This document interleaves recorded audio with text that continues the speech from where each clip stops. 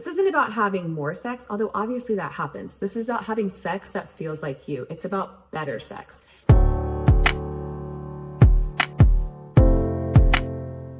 Hey, my name's Elizabeth. I'm a certified intimacy and pleasure coach, and if performative sex sounds all too familiar to you, this video is for you. Today, I'm gonna walk you through how my clients move from performative, disconnected sex to intimacy that is embodied, authentic, and deeply pleasurable. So initially, I wanna say, if you feel like sex is something you perform, but don't actually feel, you are not alone. Like, not even a little. So does this sound familiar? You're going through the motions, you're making all the right moves, you're sounding convincing, essentially you're checking all your sex boxes, but inside it's a disconnected experience. You might be experiencing numbness or an inability to stay in the moment. You may even feel like you have to rely on performance to get through it. And if this is you, I want you to know that this doesn't mean there's anything wrong with you. It doesn't mean you're broken. In reality, it means your body is communicating something, and that message just needs to be heard. It also deserves to be heard. It only ever serves us to listen to the body's communications. Many of my clients begin here in some version of disconnection. They say things like, I want to want sex, but I don't. I feel broken, but I can't help it. I just shut down. I remember one client saying something along the lines of, sometimes I wonder if I've ever authentically enjoyed sex, so often I'm just performing my pleasure. And of course, many of my clients have read all the books and then they've tried spicing it up, but it hasn't worked. And that's not because they're doing it wrong, nor does it mean that the books had bad information. It didn't work because no one ever helped them to understand the root issue.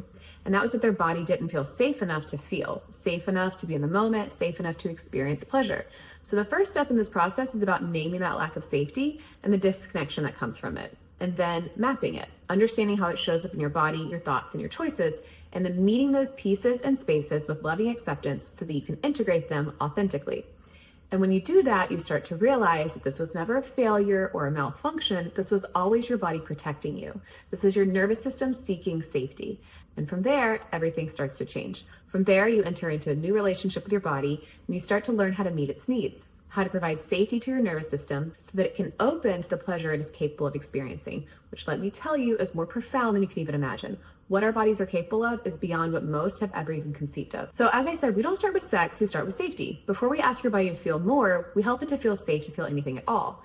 This work has two powerful angles to it. First, we have the daily, gentle, nervous system pleasure-based practices, which can look anything like something as simple as noticing when you brace or check out, or introducing micro moments of pleasure, like consciously taking in warmth, softness, and breath.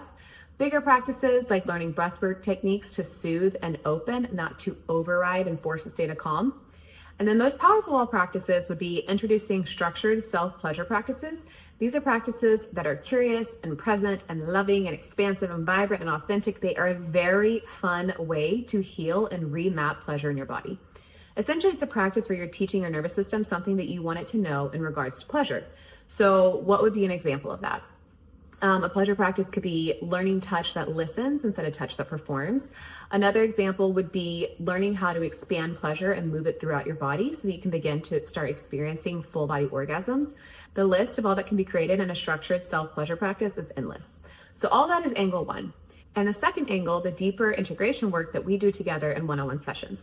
So everything I just mentioned happens outside of the sessions by yourself or sometimes with a partner. And then we have our one-on-one sessions where we're exploring survival strategies like people pleasing, numbing, performing. Here we're unwinding the shame stories that disconnect you from your body.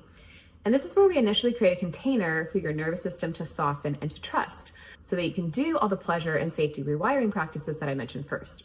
So if you haven't picked up on the main focus here, it's the body. Once the body begins to feel safe, you can develop your capacity to feel again. An authentic desire will start to rise. Not performative, not I should be turned on, so let me force it, but real, organic, authentic, from within turn on. We begin rebuilding your erotic relationship with yourself, exploring what actually feels good in your body without pressure, goals, or scripts, and without performance, character, or roles that you were told you needed to play. The stage is obviously emotional because it's often the first time that clients are looking at their sexuality through their own lens and only their lens. And as you might imagine, there are some emotions and thoughts that come up with that realization.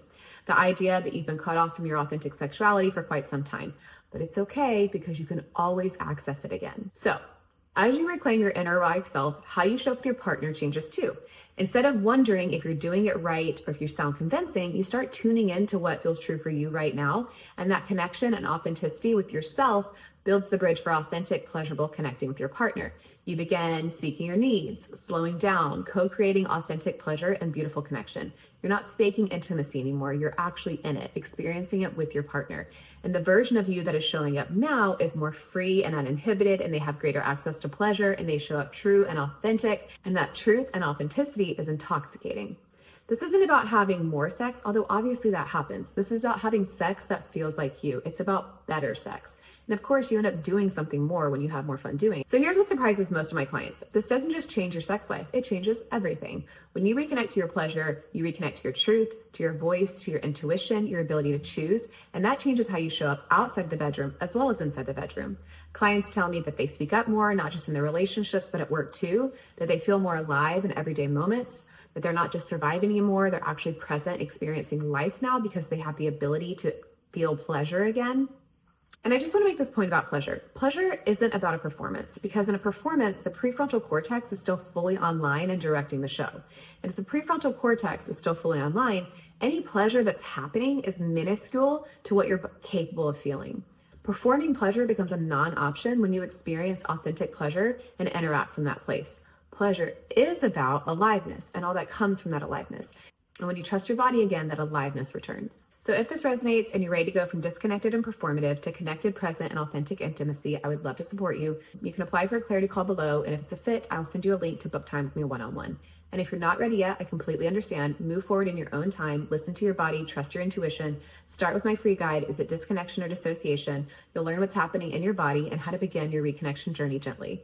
And as always, you are not broken, not even a little. You're just needing a path home to yourself. So if you're ready, let's begin.